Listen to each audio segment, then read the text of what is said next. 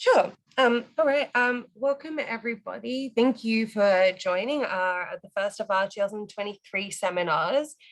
For the Australasian Society for Historical Archaeology. Thank you everyone for your patience.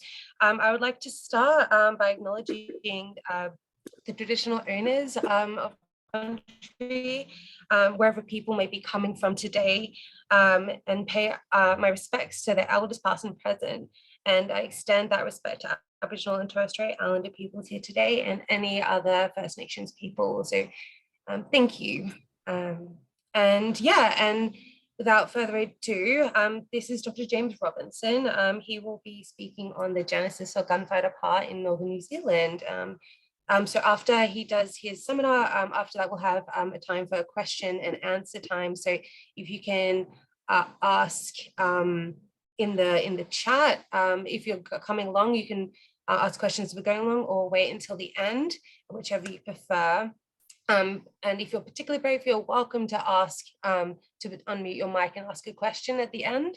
But also, if you prefer not to that, the chat is fine and I'll ask the questions. Yeah, thank you. Cool. So the equivalent of acknowledging country in New Zealand context is called a mihi in Māori, so I'll give you that. So mihi ana ki te rangi, mihi ana ki te papa. Ki te whare e tunei, tēnā koe. Ki te whāna o asha, tēnā koutou. Kapiti hono, tātai hono, te hunga mate ki te hunga mate. Kapiti hono, tātai hono, te hunga ora ki te hunga ora. Nō reira, tēnā koutou, tēnā tātou koutou. So look, thank you so much for everyone coming along to this talk tonight. This is a piece of work that's a piece of work in progress that's been going on for a while, but as the blurb said, this is an attempt to try and discuss some gaps in our archaeological record, that a period of time in the early European period when gunfighter pa, or pa being defensive hill forts, emerged, and some of our understanding of this process that changed over time. So one of the things that is quite central in New Zealand history was a visit by the Ngapuhi, that's an iwi tribal group called Ngapuhi from the far north of New Zealand, a Rangatira chief called Hongi Hika, who went to England and visited King George, and he did various things while he was in England, including helping with writing of the English Māori dictionary, but he also went to Sandhurst and observed British troops in practice, and he went to the Tower of London to see the different types of weapons that were available there. But he came back to New Zealand with 200 muskets in 1820, and this destabilized a degree of military balance that had occurred between different iwi hapu tribes of New Zealand up to that point of time. Between 1820, from 1820 onwards, he was in the process of learning how to use muskets as an effective means of offensive fighting. And this is well documented in the 1820s during the period of intertribal fighting known as the Musket Wars. And these predated the British Māori Wars. So however, the first clear evidence of Māori defensive gunfighter power appears over 20 years after his return in the Northern Wars battlefield of 1845-1846.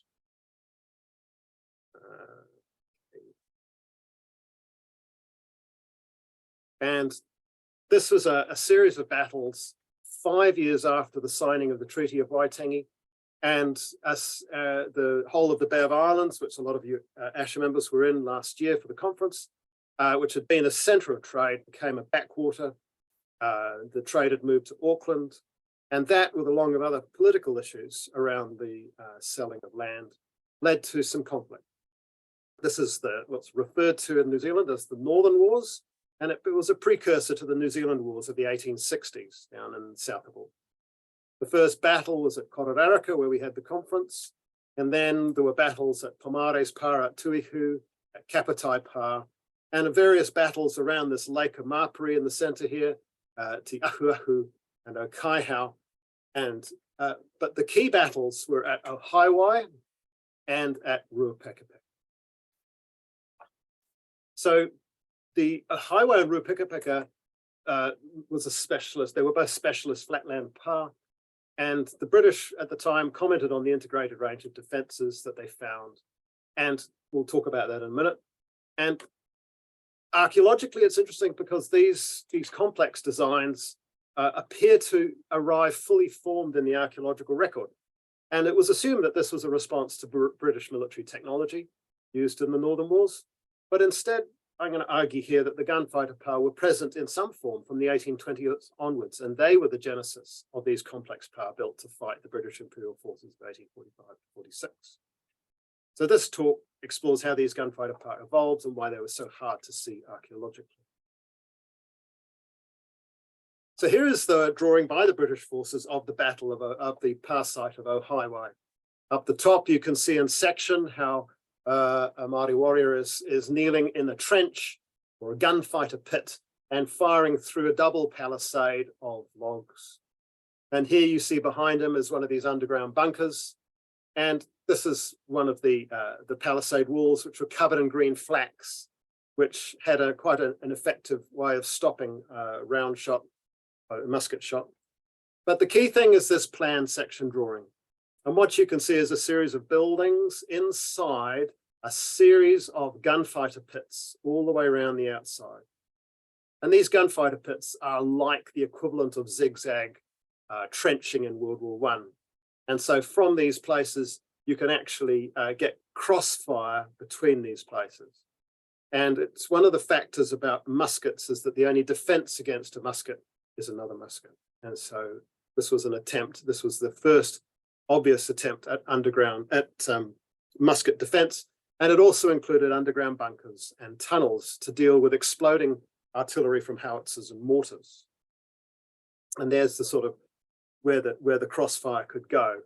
And it was at this battle that the locals actually had a small cannon, and they took a bullock chain section and they heated it red hot. And they fired it along the side of this well-defended pa and took out what the British refer to as the forlorn hope, which killed most of the 42 people on that day. For those who are not aware, the British were quite good at attacking highly defended installations, and they realized that the first group to attack are most likely to die, so they set up something called the forlorn hope. And the soldiers in that group were mostly from the Midlands or the Irish, and they were given a gold sovereign and a good meal and sent off to become cannon fodder. So, next slide. Now, Ruapekapeka followed the Battle of Ohaeawai. It was a much larger establishment, and all the ideas that Peni Taui had built into Ohaeawai were incorporated here in Te Ruki Kawati's pa on this hillside. So this drawing you can see here, up the top here, you can see the pa of Ruapekapeka, or the bat's nest. You can see the smoke from the big guns, the 32-pounders that were being fired here. Down here, you can see an example of a 32-pounder. This is effectively the same gun that Nelson used at the Battle of Trafalgar on HMS Victory. The smaller mortars, like this interesting little fellow here, this is called a Marne mortar, and it was apparently the first of the military ordnance built at the factory in New South Wales, Sydney.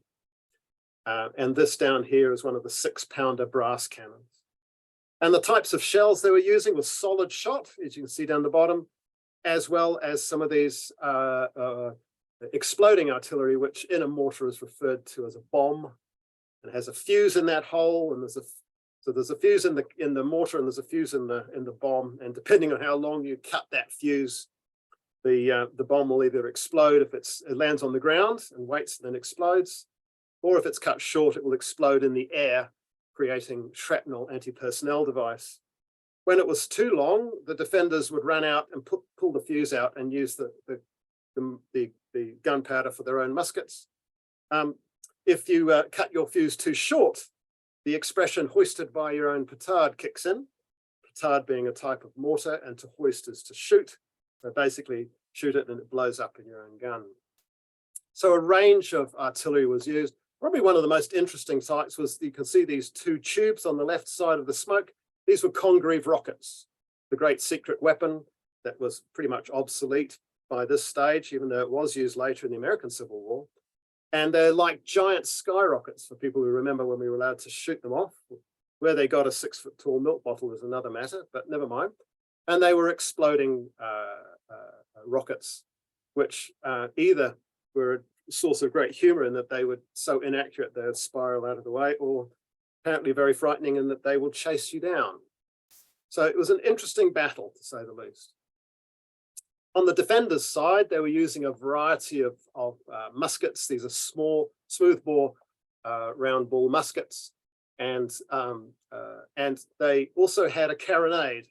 And a carronade is a type of short-range shotgun effect that was used by the British on the Navy ships to clear decks of personnel. So they'd load it with grape shot or chain shot. This has been recently refurbished. And in the background, you can see some of the underground defenses that they had. So this here is a drawing of the actual par itself. The British were down this end. This gun here was down here. Well, there was another 4-pounder up here. Each of these buildings inside had little fences and stuff, and they're underground bunkers and tunnels. And as you can see, the gunfighter pits are again encircling this par. And they have little bastions and things sticking out to give crossfire, to create the killing field, especially down this end. This is a drawing made, printed from a drawing made at the time. And you can see the section running through the middle of the par, which shows the double palisades of huge Pouhere, very solid type of native tree, underground bunkers underneath pits, and there are tunnels as well.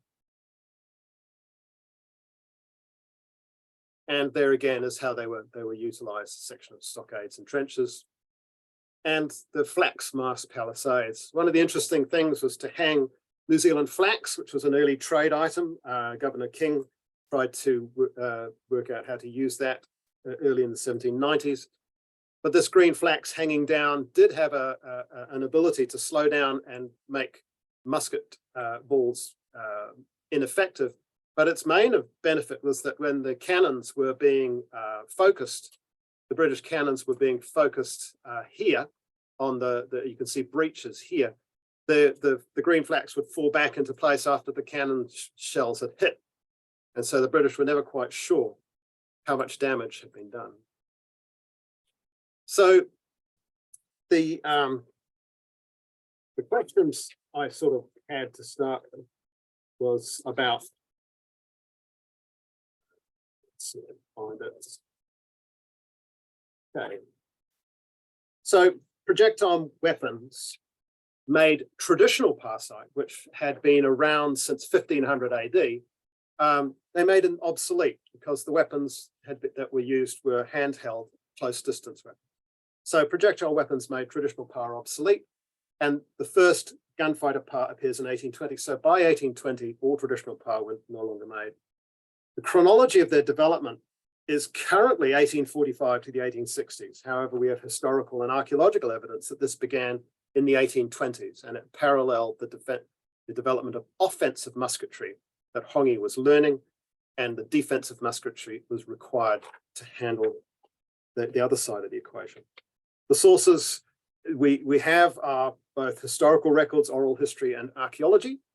And the defining features that differentiate gunfighter par from other archaeological sites is pits, banks, and trenches, and an evolution of traditional constructions redesigned and repurposed to defend against projectile weapons.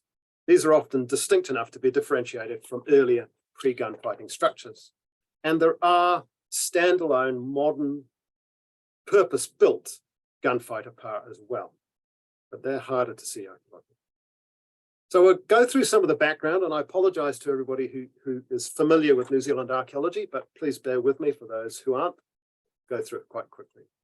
So how does a defensive par work? In a traditional sense, before guns, they were designed to withstand traditional weapons. And so you see the Māori Wari here drawn by one of Marion Dufresne's crew in 1772 as a spear and a taiaha, which is like a quarterstaff, and in his belt he carries a mere.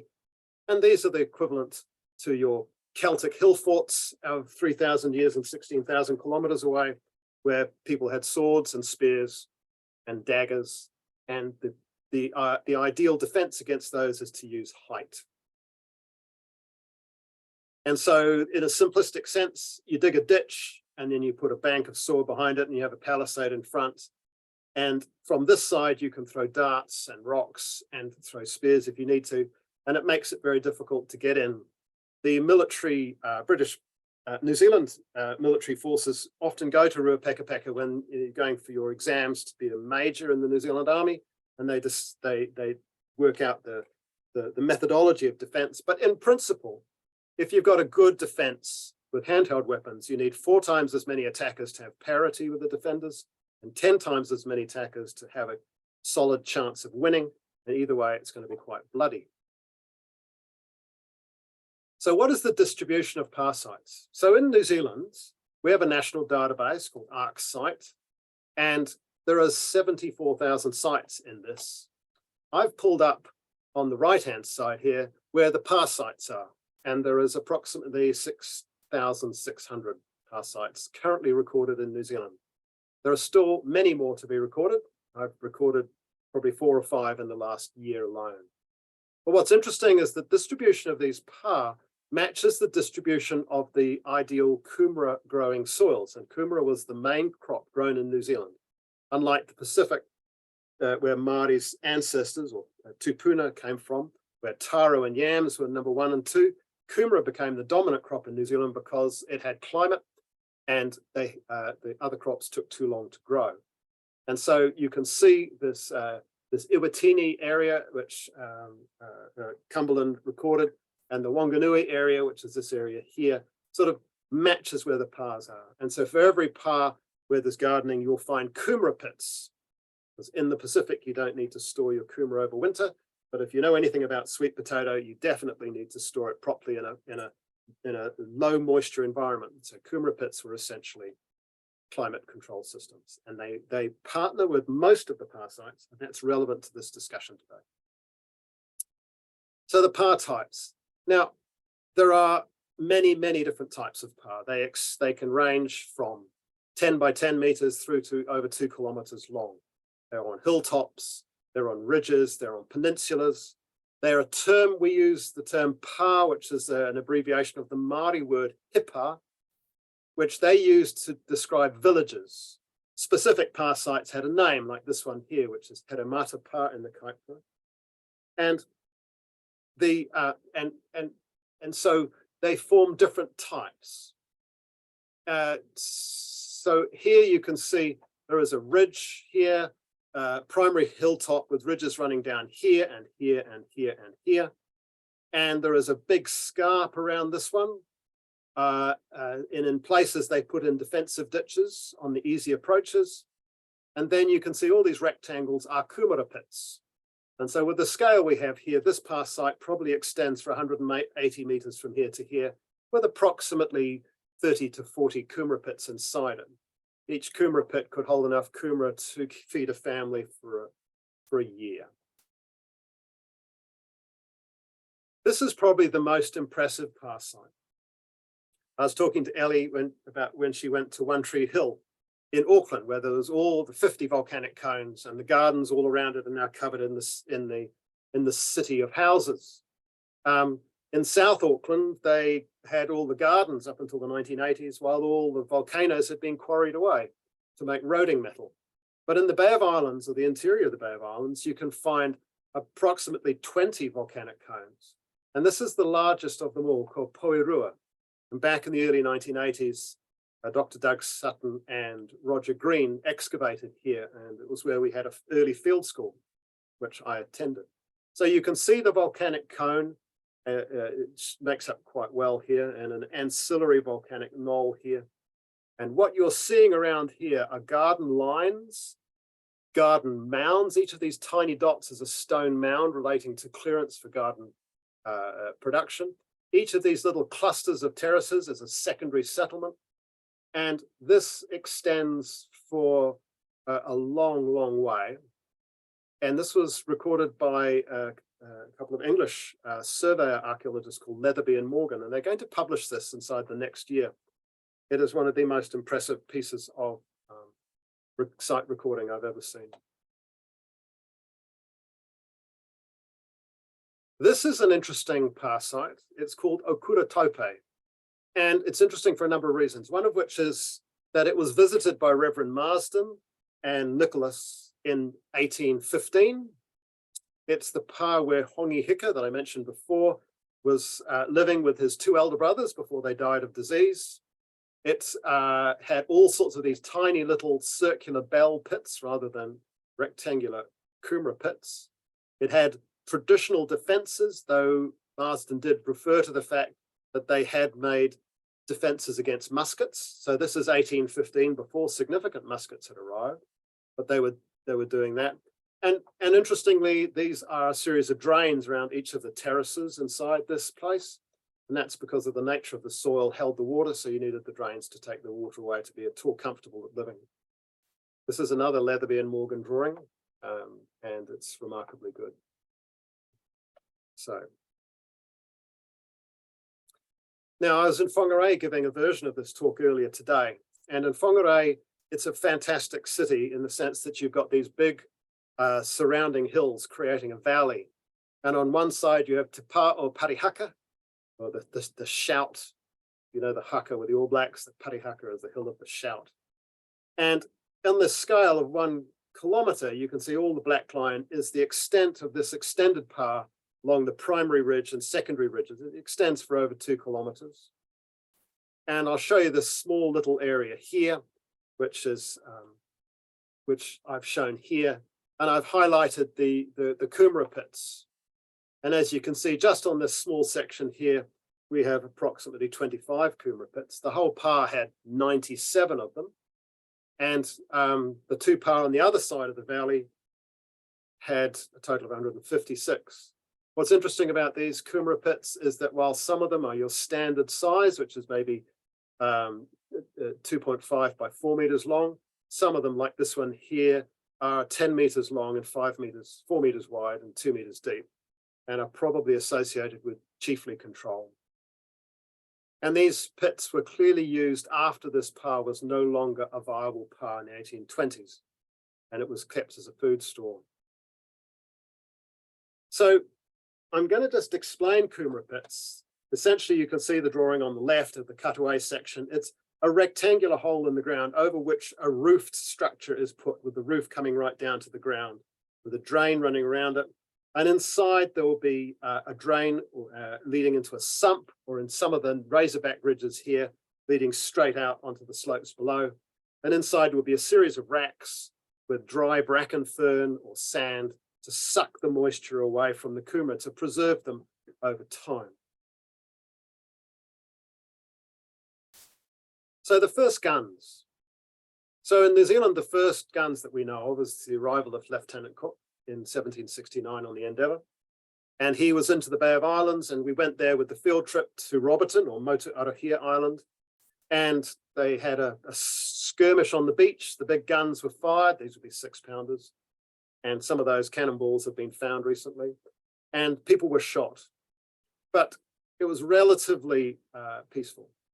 Sadly, with Marion Dufresne arriving in 1772, he needed to stay much longer. And because his ships were so damaged from the Indian Ocean collision, he tried to come into Tasmania, but wasn't welcomed there, so he came over to New Zealand and was there for 6 weeks. While the first 5 weeks went really well, various things went badly wrong, and Marion Dufresne was killed at Assassination Cove, and his men in retaliation attacked a whole series of villages. One of these was called Pairoa Pā, and this early 1900s photograph shows the pā here, and you can see there's the ditch here. So this type of peninsula pā is it's your cheap and easy Toyota Corolla of the pā world. All you really need to do is put a defensive ditch across and use the natural defenses on 3 sides. And they drew up this pā, and it's the only account that we have of a traditional pā being defended by traditional weapons that was attacked with guns. And Crozet, who was leading the crew by that stage, described this, and you can see in plan that this is the ditch, and in section this is the ditch. And there was a sort of a walkway that came up here to a narrow entrance. And when the French arrived, the fighting chiefs came out one at a time and were shot. And inside there was various structures. That's the magazine where all the weapons were kept. The French got into the power and killed a total of 250 people, and had a defining effect upon the views of Māori towards what they called the tribe of Marion. In the 1960s, Les Grube came here with the Auckland University to try and rediscover these features. And what he found was that before this power became obsolete in 1820, in that period from 1772 to 1820, it had been rebuilt at least twice. Power sites were remarkably expensive and time-consuming structures, and I suspect they only needed them because the alternative was not very good. So the Musket Wars, this is a period of time, basically intertribal fighting that went on, and it was a continuation of a pre-gunfighter conflicts. And in the far north, you have two primary tribal groupings you have that were involved in this at the time. You have Ngapuhi in the north and Ngāti Whātua in the south, with the boundary being basically along the middle of the Kaipara. The first of the big battles between these that involved guns was Moromanui at Bailey's Beach on the west coast. And the Ngapuhi had a few guns at this stage, but they were defeated by Ngāti Whātua who used clever strategy at the time. And then in the after Hongi's visit to England and his return with 200 muskets, there was a battle called Te Ika Ranganui, which is to the west of there. And that was in 1823, and that was a rout of Ngāti Whātua by Ngapuhi, who had learnt how to use their muskets in an effective way. So before 1823, Hongi had attacked a pa in Panmure, Auckland, Mokoia Pa. And this is the first recorded time that offensive and defensive earthworks were used. The defenders tried to build earth walks on the very highest point of the pa to defend themselves. It's unclear whether they had muskets, but the attackers definitely did. And while we don't have any images of that pa, which is completely destroyed now, or of that battle, we do have this. And in this is a really interesting picture, and it comes from the Chatham Islands. And the Chatham Islands were occupied by Moriori, which is a group of people of Polynesian extraction who either bounced off New Zealand or came directly from the Pacific there. And they were isolated there for quite a while. And they were attacked in the 1830s by two groups of Māori from the Taranaki area. Now, let's get that. So you had the two Māori tribal groups, hapus called Ngāti Tama and Ngāti Mutunga, combined and defeated the Moriori, but then they fell out and they started to battle amongst themselves. And Charles Heafy, who's famous in New Zealand for surveying and for his drawings, recorded this pa during the battle between the two.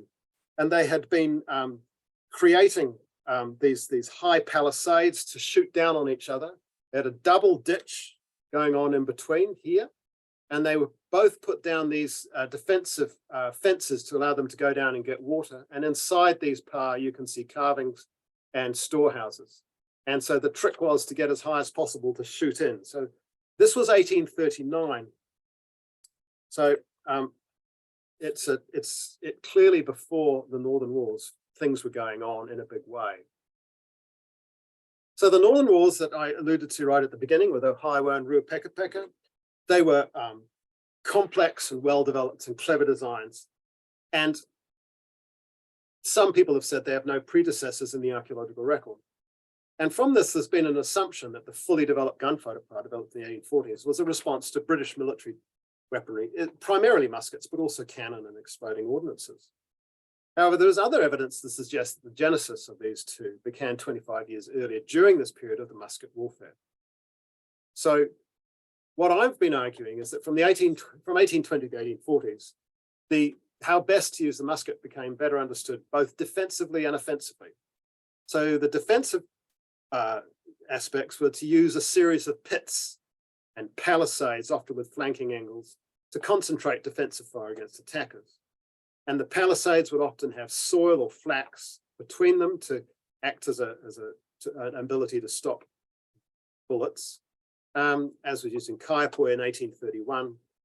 And then we get the offensive side. Now, one of the things that I think Hongi worked out pretty quickly, probably when he was still in England, was that the round ball musket is remarkably inaccurate. And the way the British military dealt with that was to have mass people volley firing. So you've got an army, a group of people you're shooting at, you get a group of you together, and whatever inaccuracies of your individual musket, they will sort of counter each other out. So while you're shooting at soldier A, you probably will hit soldier B and vice versa. Those towers that we could see on the Chatham Islands in Māori are called Taonga towers, so that people could shoot into a pa. And the use of saps or trenches to get to the palisade walls, for example, by the Ngāti Toa attackers, as used in Kaiapoi in 1831. So all of the things that you see in World War I defenses were already being used here. So the historic record, one of the things that we use is the geological bulletins produced by the New Zealand Geological Service. And they did that in the north between 1908 and the 1930s. And one of the things they did was they recorded everything, including, for example, you can see schools and houses and the families who lived in the houses. And you can see here the New Zealand Geological Service camp. But they also recorded pa sites. And here you can see the old rifle pits.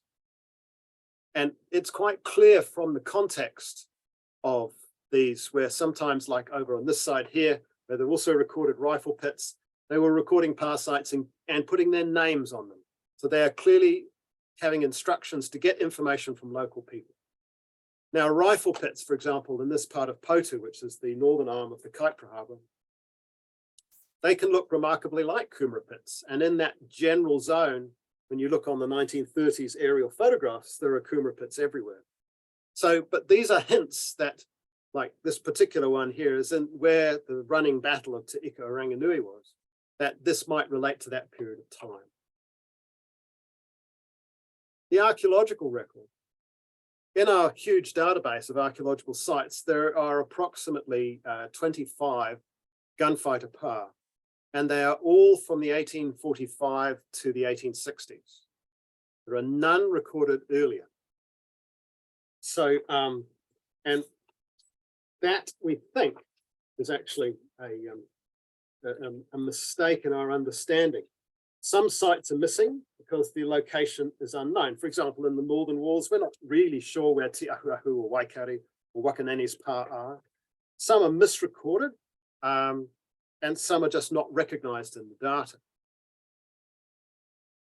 So one of the first ones that I was involved with was over on the east coast of the North Island, and this is called Hunga Hunga Koroa, and it dates, this part of it dates to the 1860s. So here you can see the Alliday drawing of Hunga Hunga Koroa, and most of it is a traditional pa or traditional kainga with these big terraces up here. But in the 1860s, the Ngāti Porou had basically a civil war, and the British sided with one group, and the defenders who against the British and their own families reinvested these sites and built a whole series of gunfighter pits. And you can see how these pits have actually cut into existing features. And their location only makes sense in terms of defense using muskets. So there's a sort of a logic train there. But over the course of working in Northland for a long time, I've come across sites which clearly are modified from traditional sites, a bit like Hunga Hunga Toroa. The first of these is a pa site called Paitotra Pa, about 15 kilometers south from the extreme north of New Zealand at Cape Reinga, and about 1 kilometer west of the road. And we were recording this as part of a survey program. And as you can see, you've got lovely steep slopes on this side, so there's no need for defenses. And there's this sort of a surrounding ditch around this sort of wedding cake series of terraces with a tihi at the top. And in the process of actually recording this accurately, we found that the defensive ditch, which is a pre-gunfighter design, had been broken up into a series of gunfighter pits. And then inside it on the bank, they'd raised this bank here. And what that means in section through here is that there's your pit and there's your bank. And this allowed the reuse of these pits, the reuse of this defensive ditch. So as you saw in that earlier slide with how people use traditional power, you don't sit in the ditch, you are behind the bank. But once guns come in, you sit in the ditch and you shoot through palisades set up here. But if you just have a long trench, then you are open to, if an attacker gets in, they can shoot along and take out a bunch of people with one shot. So you break it up into pits, which have separating little fences with gates to get through, but it means that you can help your colleagues, but they are protected. And as you can see, this is the aerial photograph view. And this had been recorded as a traditional site. And so we didn't really have a facility to record it as in the criteria of ArcSite as a gunfighter part. I've taken it and turned it on its size and used the LiDAR imagery here, which is just the standard 2-meter LiDAR imagery we get through the Northland Regional Council. And you can see with the long section through here, it's the same thing occurs, ditch and bank, pit and bank, and pit and bank at this end. So it's an impressive part. It's clearly visible on the skyline from the Cape Reinga Road, situated on a high hill with surrounding views of the dune lakes and the dunes. And it's clearly, there was no other alternative to building another site in this area. So they reused this old site in a modern way. And it's the main entrance is on the north side, and you can see these two small circular features here. And while we're not sure exactly what they are doing, they seem to be aligning with the defensive pits. And so it's probably something to do with an entranceway in the historic times. So it was a surprise to find this. We didn't realize we were going to do it until we were in the middle of doing it. But the compromise of using this traditional site is that the interior of the pa, which stands up above the defensive structures, is open to any gunfighter attack. So when they were under attack, they couldn't occupy the interior, but at least they could protect themselves.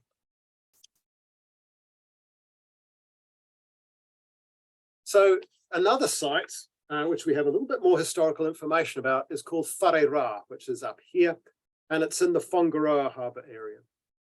Now, this is Pouhere. It's a traditional pa with a large tihi platform dropping down to a series of steps down.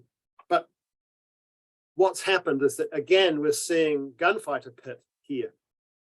When we were mapping this, my boss thought this might be a borrow pit to make things, but it's quite clear that these are actually gunfighter pits. So this view to the left is taken here with this arrow here, and you can see the bank above us and the pit here. So some people would argue, well, that's a kumara pit, and it has been misinterpreted as a kumara pit in the past. But the thing about kumara pits is that you've got to keep water out of them. And there is no facility to have a ditch at the back to keep water out. This is clearly a pit that's been dug. And I think if we excavated that, we would find it would not have the standard architecture of a kumara pit. And this would be a gunfighter pit. What's interesting about this site is, again, Rangatira Hongi Hika, he came back and was dominant in military technology through to from 1820 through to 1827, and up here in the Whangaroa, he was chasing Ngāti Po. He took off his suit of armor, chest armor that was given to him by King George, and got shot in the lung. He retired to this pa, which was his mother's pa, and he and his men lived there for a year before he died in 1828. Now, by the time Hongi 1828 comes around, pretty much everybody's got guns. The military dominance of Ngapuhi has been overcome, and their wanted man, and Hongi was the most wanted man around. So it's highly likely that these gunfighter pits relate to Hongi. They could relate earlier, but they're not likely to relate later. So this is the earliest example that we have of gunfighter pits that we can actually chronologically calendar date. So those were examples of modified traditional sites being converted into gunfighter pa. There are stories about purpose-built pa. And one of these, I think, is found here in the Kaipara that's been recorded as a pit site. This is the Kaipara Harbour. It's the second largest estuarine harbour in the Southern Hemisphere. And these are where the sites have been recorded. These are where nobody's looked. So the density of sites is probably similar in these areas. This site is located here. And this is what it looks like with a LiDAR on the left. And you can see an encircling series of pits around a low ridge top. And this is how it was drawn by the archaeologist without accurate mapping tools. And it was recorded as Kumara pits. But I've been arguing that this is more likely to be an unrecorded gunfighter pa. You can actually see the way these terraces are worked. These pits are built. There's no terrace that they're built into, which would allow for the removal of water coming down. And so this is the hilltop with these sheep on it. And any water landing here would roll down into these features, which suggests that they're not Kumara pits. This is an untested hypothesis at the moment, but we're hoping to visit this site with one of my colleagues who knows their landowner and get an accurate map of it. There are other flatland pa site around that are recorded as pa, but it's probable that some of those are going to be gunfighter. Okay, getting near the end. So we know that the most well-documented are Ohaeawai and Ruapekapeka gunfighter pa. They appear fully formed, 1844, 1845, and they had a complexity and effectiveness of defense that integrated muskets on the outside which had enfilading fire to create killing fields, underground tunnels and bunkers to protect against exploding artillery from mortars and howitzers, and multi-layered palisade defenses to neutralize large caliber cannon. Both pa were used cannon for defense, and this was especially effective at Ohaeawai. It has been argued that this evolution of pa defense to counter musket cannon and artillery was a direct result in response to the British military technology following the Treaty of Waitangi. And it is fair to say that exploding ordnance like mortar shells and howitzer shells hadn't been seen before in action in New Zealand, but they were well understood. Cannons could use grape shot as well as chain shot. So the premise that Māori understood what was going on is quite clear. But the use of muskets is the only way to defend against muskets, and the use of musket pits is well known for a long time before these pa were built. And so this paper argues that the genesis of these two began 25 years earlier in the period of intertribal conflict, tellingly known today as the Musket Wars. So as an archaeologist, the adaptive reuse of pa is not always recognized in our database. There are probably more sites in the database that could be reinterpreted if we looked for gunfighter pits with the right set of questions. Pretty sure that the development of offensive musketry, how to use muskets effectively, would have been paralleled by defensive musketry. And there are enough hints in the historical literature as well as the archaeology to suggest this was the case. A number of sites appear to date to the 1820s musket era. However, only Wharera has been historically recorded, with its historically recorded abandonment of 1828, must have been built 1828 or earlier. The others, we don't have any dates because the fighting, for example, at Paitotra in the far north between hapu was followed by an abandonment of the area and a loss of traditional knowledge. But we think the chronology of gunfighters dates with Mokoia dates back to at least 1821. And we know that muskets were used in an intermittent manner before that. misidentified data suggests that further sites may be present in the database if the characteristics of gunfighter pits are searched for. In other words, what looks like a Coomera pit is not always a Coomera pit. It depends on its location and how it functions. And if all else fails, you can excavate it and confirm it. And one of the reasons why we can easily do that is because in the 1960s, there was a big debate in New Zealand archaeology about about Coomera pits and semi-subterranean houses. And there was a big debate saying a lot of these were semi-subterranean houses. And what we found, just like that section drawing showed, is that all the Coomera pits with the storage of Coomera, they had no other material inside them apart from posts to hold up the roof and drains. And we don't get semi-subterranean houses until the historic period of the 1860s, and they were built by the British. So in conclusion, a wide range of military tactics were used during the Musket Wars, which meant that the engagements between the British troops and Māori that took place 20 years later was the recipient of the development of defensive strategies against projectile weapons. This means that Ohaeawai and Ruapekapeka gunfighter par design did not develop in a vacuum just before 1845, and the agency of change was not completely Māori versus British. Instead, Māori military engineering of the wars against the British colonial force developed through a response to earlier inter-iwi conflict that evolved over time from 1807 to 1845. Archaeologically, Wharira, with its confirmed date of 1828, is the earliest archaeological recorded par in Aotearoa so far. One of the final points is that trade between Māori and the first Europeans to visit New Zealand, it was mostly the provisioning trade for the whalers and the sealers, and that started in about 1800, especially in the Bay of Islands. And there is documentary evidence about the cost of a musket. Initially, it was around about 1 cask of pork and 2 baskets of white potato. But during the height of the race to get muskets, that changed to 6 barrels of pork and 20 baskets of white potato. So we can see through an economic model that muskets were very important. In 1840, prior to the war, when the capital of Auckland moved down to Auckland, the capital, which was in the Bay of Islands, moved to Auckland, the Surveyor General noted that there was no cooking fires between the Bay of Islands and Auckland, which is approximately 200 kilometres. And that was due to the fear of Hongi, who had died 12 years earlier, which had completely depopulated parts of the north. If you didn't have guns, you ran off to your relatives as quickly as possible. The effect of guns was quite dramatic. So that's my talk.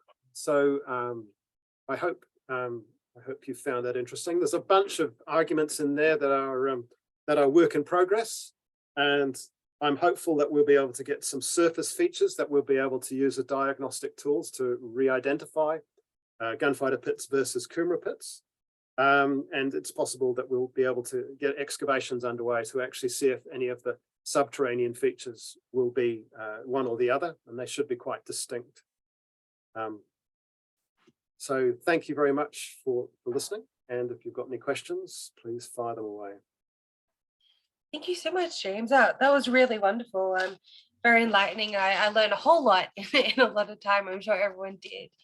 Yeah, if anyone has any questions, please feel free to write them in the chat or put your hand up and ask a question. Turn on your mic and ask a question.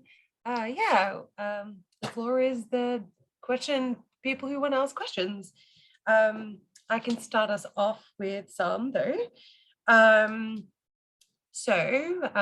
Oh, wait, we've already got one here. 1 second, I can start with Matt Kelly's. Thank you, Matthew. So he has asked a historical and archaeological question, but is there evidence of the British reacting to the par fortifications in either of their tactics or in manuals? There is some indirect evidence that local Māori chief Tamati Wakanani, who was fighting with the British, was shocked at the use of cannon fodder and came up with better ideas. He actually managed to infiltrate Ruapekapeka par under the cover of exploding artillery. So modern technique of following behind the exploding artillery was used. And there was a lieutenant, I'm sorry, I don't have the reference, but there was a lieutenant who fought at the Battle of Ruapekapeka, who then went on to write the book on that was used for trench warfare in World War I. And the assumption is that he used some of the things that he had learned here. It's fair to say none of the defensive structures were completely unique in the sense the British had met them around the world, but they were highly impressed because this was an indigenous group of people who didn't sort of meet the criteria of a state level society, who were doing something that was highly impressive. And so the answer is yes, but it's sort of hiding in the literature a little bit. Thank you, James. And thank you for the question, Matthew. Does anyone else have any other questions? Otherwise, I will start off some more questions. Once you identify, further gunfighter pa, or you identify them when, they've been misidentified and sort of stuff, what process is it for kind of updating the records? Like, and how long does it take for the records to be fixed? So generally updates of records, it gets acknowledged by the senior file keeper in Wellington, that's Mary O'Keefe, and it will then be, you'll see it as a red star in our database, and then she checks that all the documentation is there to support the argument, and then she's happy to do the change. But one of the problems you face is you've got a pa that was for many, many, many years a traditional pa, and then for a short period of time it was a musket pa. So do you record it as a traditional pa or a musket pa? But at the very least, we need to have the data in the system. So we might ask for a new criteria to go into our database. We have a strange database which has about 60 different types of mining archaeology and about 3 pa types. So it's with about time we had a few more of those. So yes. It's really just a question of how you do it. So I'd like to see a double feature where it shows as traditional pa and a gunfighter pa. And but then for the brand new ones, we have flatland pas already, but I think we need to have a definition that says historic, and it's quite possible to get new criteria into the system. You just have to advocate for it. So yeah. Yeah, fabulous. Great, thank you. I see that Tristan has a question. I will you can unmute yourself, Tristan. Oh, great. Thanks, Ellie. Thanks for running the show. Thank you, That's James, for the talk. It was very interesting. I'm interested to see how it goes from now. Thank you, Tristan. If a peninsula pa like Paeroa is the Toyota Corolla of pa, what sort of analogy would you give for the volcanic cones like Maunga Kiki? Well, it's the Rolls Royce, I think. The One Tree Hill Maunga Kiki in Auckland is the largest of the volcanoes, and they were preserved by the Auckland City Council from the early 1910s because of their picturesque values. Excuse my hyphen. But it has been worked out that every slope of that large pa has been modified with terracing, and a quantity survey has worked out that people have moved 500,000 cubic meters of soil to create the archaeology that you can see today. And that's just one of 50 pa that was in Auckland. And then, of course, you've got another 30 pa in the north, and they were all occupied this way. So these are very large Neolithic sites. And so if you ever fly into Auckland, I always encourage people to go up to these kinds and have a look.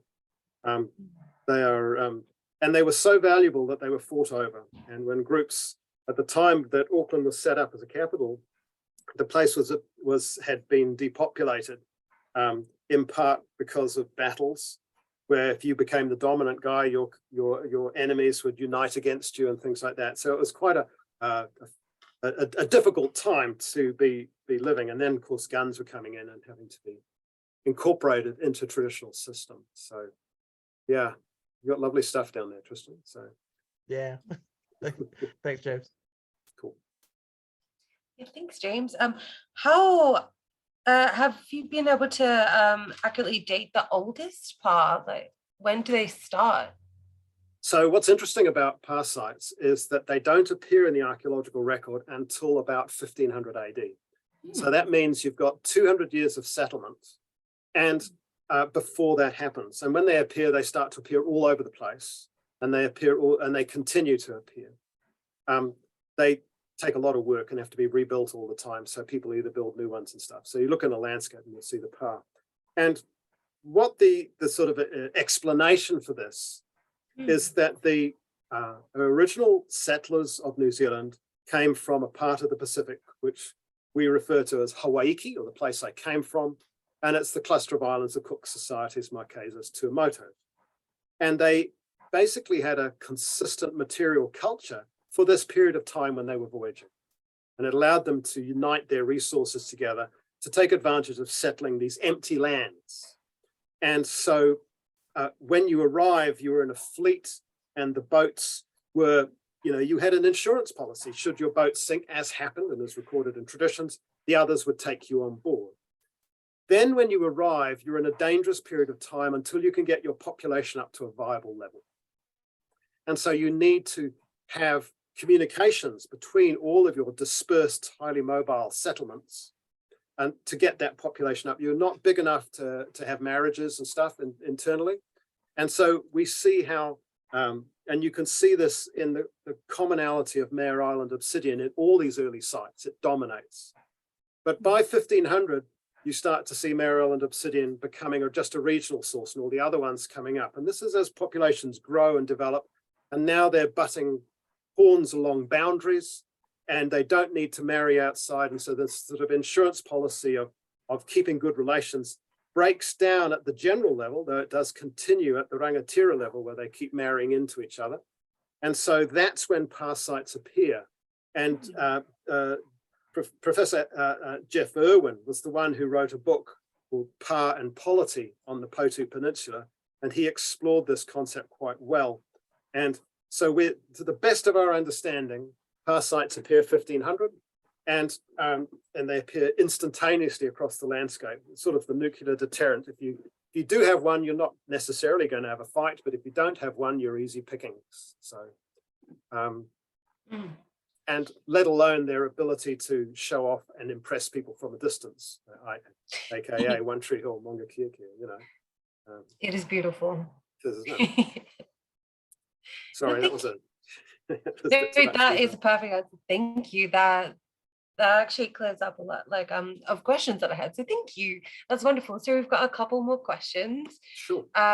So Beta said, the geomagnetic survey on the Tihi of Kororopo. Apologies for pronouncing that incorrectly. Yep. Was that okay? So it shows a large double palisade on the bottom and on the tip of the bank.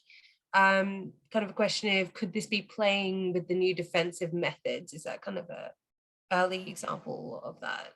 So it could well be. I mean, Kororipo was a traditional pa.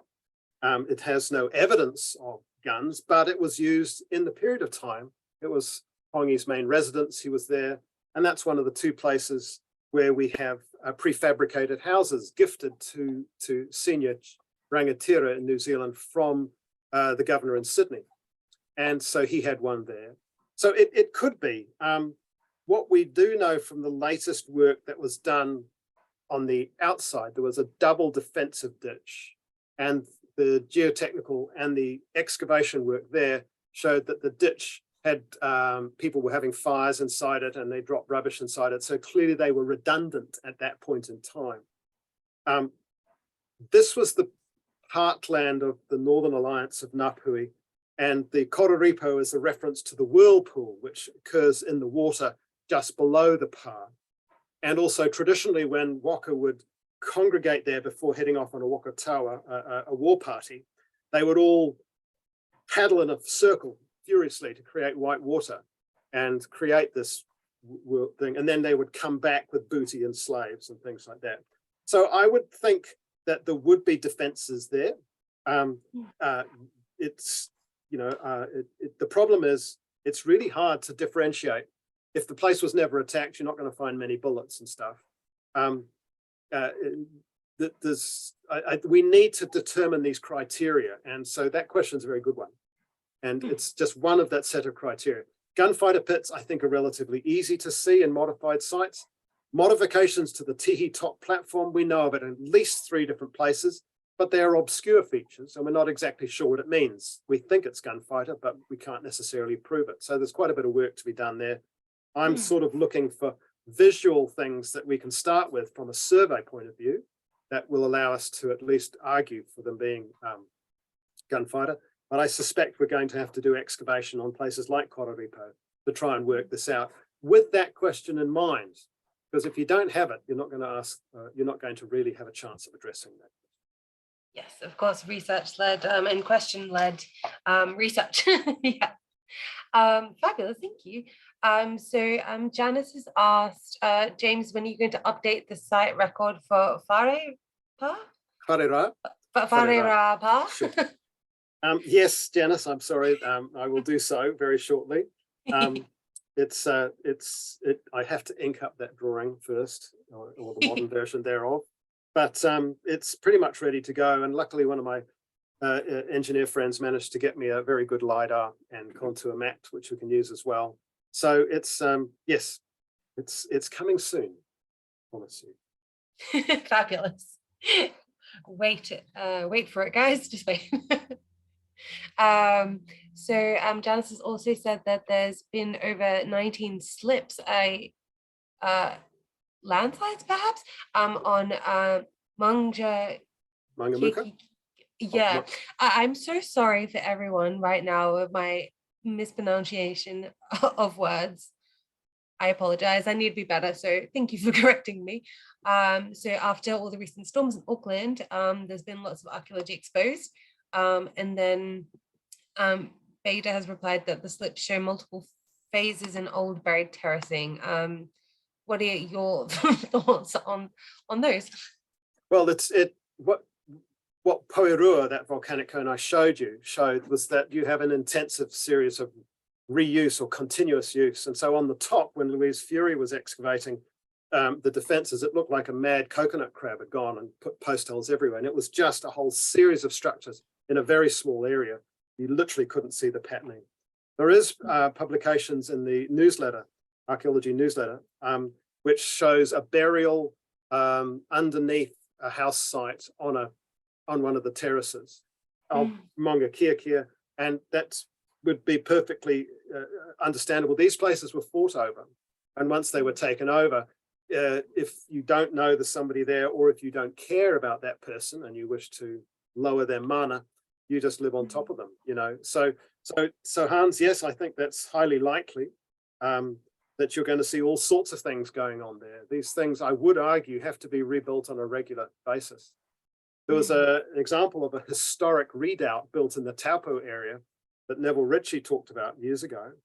And they built it, and then 18 months later, they had to rebuild it because it fell down. So that's why you find people putting turf over the banks and stuff like that. It's just a way to stop natural slumping and things. So Croze talked on Pyro Pa as the defensive ditch being 6 foot deep. Well, it's not 6 foot deep now, it's filled in and stuff like that. So you get this sort of natural sloping going on over time. So these things are expensive structures that you do for a good reason. And a lot of them are in the north, and a lot of the big ones are in the north. And they tell all sorts of stories in impressive ways. Change over time, yeah. Yeah, thank you. So we've got another question from Sunrise Archaeology. They've asked, how fast do you think the change was from the traditional pa to gunfighter pa? And a related question to that is, did gunfighter pa fully make traditional pa redundant? Like, did people stop using them, or did they just keep on updating them? Or yeah. It's a good question. The answer sort of comes back to the fact that pa were used for a multiplicity of purposes. Some of them were purely defensive, some were the defensive food stores, some were living sites that were defensive, and some were things we don't necessarily think of defensive. They just had a fence around them. So we know with Kororipo that pas were still used. They would have relied on secondary pas that were specialist ones. to keep enemies away. Central places you don't necessarily want to fight in, though it does happen. I talked to Kaumatua Viv Gregory back in '86 when we were looking at the area west of Kaitaia. There's a series of 12 past sites overlooking what had been a lake and swamp zone where taro was grown. Tangonge is the lake name, and that means shimmering taro leaves in Māori. And he argued that traditional pā were not built after 1820. The need for a defense against handheld weapons was, I think, pretty much negated. Guns were seen clearly. You needed a gun, and there was a frantic arms race to get hold of them. While, you know, you'll see various pictures of the haka being performed with muskets, and they would use the long musket like a taiaha as well. So the musket was the weapon of choice, and a whole bunch of them were found. Some of the very cheapest sort of fowling pieces and stuff were what the Joe Blows would use. But one of the things we've got from the documents is that when you had a Wakatawa heading south, there would be families going with them. And so there's your warrior with his 3 muskets, and his son and wife would be loading them while he would shoot them. So to speed up the rate of fire, things like that. So yes, I think the change was rapid. I think that people continued to use sites, but not for defensive purposes. I think that's my key point. Thank you. I used it in another way. Yeah. Yeah, of course. We don't seem to have any more questions in here, but I do have another question. Sorry, I feel like I'm dominating this. Feel free, anyone, to ask any more questions. But I was going to ask is what techniques, tools, methods have been used up until, like, you know, now to record pā, and what kind of techniques and tools will you use when you excavate and that sort of stuff? Like I'm thinking about kind of like toll stations or photogrammetry, or just simple landscape stuff, or dumping levels, all that sort of stuff. Like what kind of techniques have people been using? What will you be using? I tend to find that, you know, I'm quite ecumenical, and I'll use any technique that works, and depending on the time you've got available and the need for accuracy. So when I was surveying on the offshore islands under canopy with a 5 to 10 meter visibility, there wasn't much use in using electronic systems. But what we did use was GPS had to stick them on a pole up through the canopy to get your readings. But everything else had to use standard terrestrial mapping systems. It depends on a whole factor of reasons. I've worked with Hans using photogrammetry, and that can be very, very effective. But at the same time, I've also used an electronic alidade, which causes surveyors to get quite weepy about things that have long gone. And the advantage of an alidade is the plane table is that if you make a mistake, you can see it as you go. So it really, I think that the tools are there. What's going to get interesting is the use of high resolution LiDAR to try and find sites. Past sites by their nature are very visible, and we have a very good record of them in the early aerial photographs taken by the New Zealand Air Force from 1937-38 onwards, when the war was becoming. And they continued, of course, with the map making throughout the years following. And because returning soldiers after World War II were ballot farmed, there was a lot of land that was in grass, and past sites show up really well in grass. And so they're a wonderful record. We're also using Google Earth. There is many sites available in Google Earth where if you just slide through the different photographs, different times of the day, you can see things. So with most of the pā in the Kaipara, for example, was recorded from aerial photos. Some of them have been recorded on the ground. It's really what you're trying to do. I mean, the key thing is to know where a site is, because under our Heritage New Zealand Pouhere Taonga Act, sites are protected if they're recorded or unrecorded. But the reality is, unless you know where a site is, it's fundamentally impossible to protect it. So getting from 0 to 1 and having at least something on the record is better than anything else. And then if you can get more information, the better it is. And talking to Andy Brown about some ideas, using a whole range of things that I remember being touched on back in the 80s. such as infrared and various other remote sensing techniques, might be a way to help us find these slightly harder to find sites. But in the context of New Zealand, I do think that historical records and traditional records can be very useful. You have to be careful to not using, and like any database, you can't use it uncritically, but they are quite valuable and have been very insightful in terms of allowing us to do much better archaeology as well. It's a sort of a biofeedback model there. Does that answer your question? It most perfectly answers my question. Thank you. That's wonderful. So I've got a few more questions from the crowd. So Matt Kelly again, he's asked, is there any evidence of local manufacture of lead shot in these sites and or other types of artifacts associated with gun manufacture and repair? In the short answer to that is I've not seen anything, but there are historical accounts, especially in the 1860s, where Māori would take printing press lead pieces and melt them down and push a finger into mud and just pour lead into the hole in the ground to make bullets. The other thing we know is that some of the early missionary staff or the lay staff were actually gunsmiths, and they were highly popular. And so they went very well. And there are sort of unconfirmed stories that despite Marsden making the selling of guns illegal to the missionaries in New Zealand, for a period of time in the 1820s, the Māori would accept nothing except guns. So if you wanted anything, you had to trade with guns. And Fergus Clooney actually wrote a paper about that, which went down like lead sick with the missionary descendants. But it's probably got elements of truth.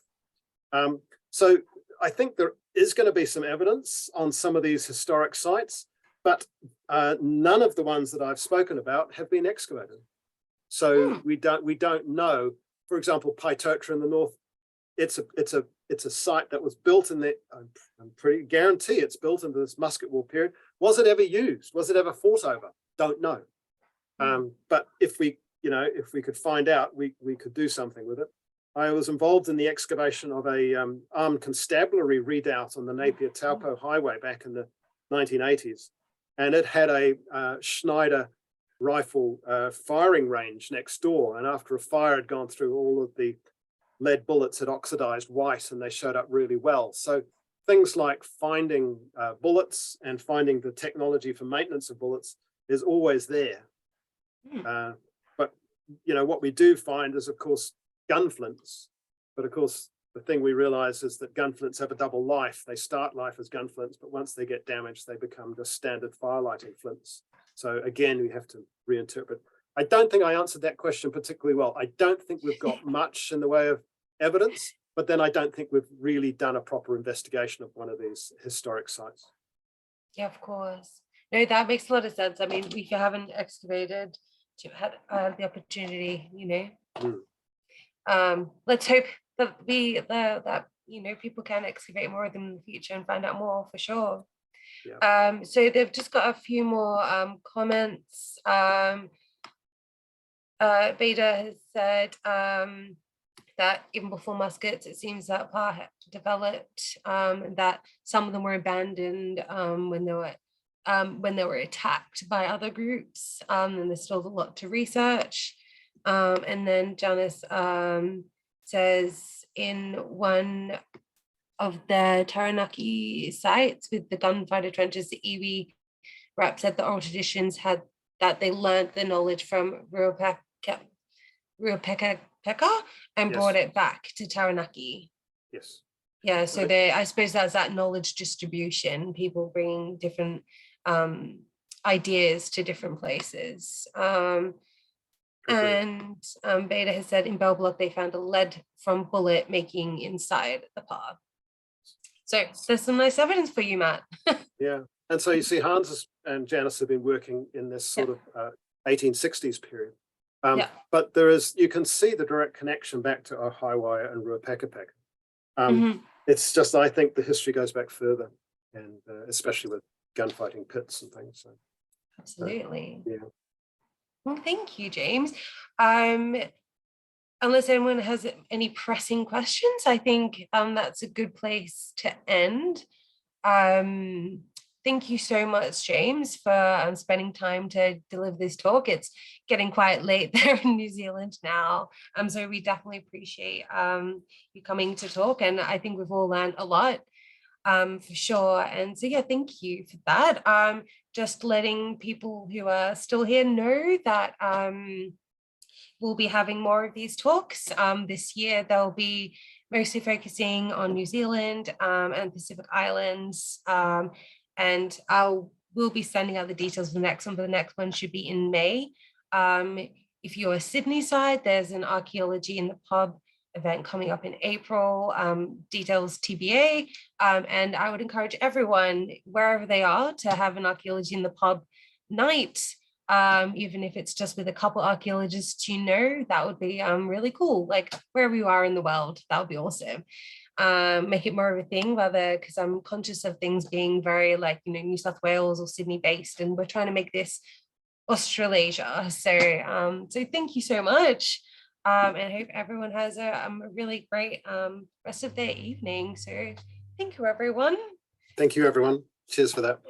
Yeah, thank you. All right, I will. Okay. Okay, bye, everyone. I will end it. Apologies, okay. It may take me a little bit of time to end it, but thank you so much, everyone. Cool.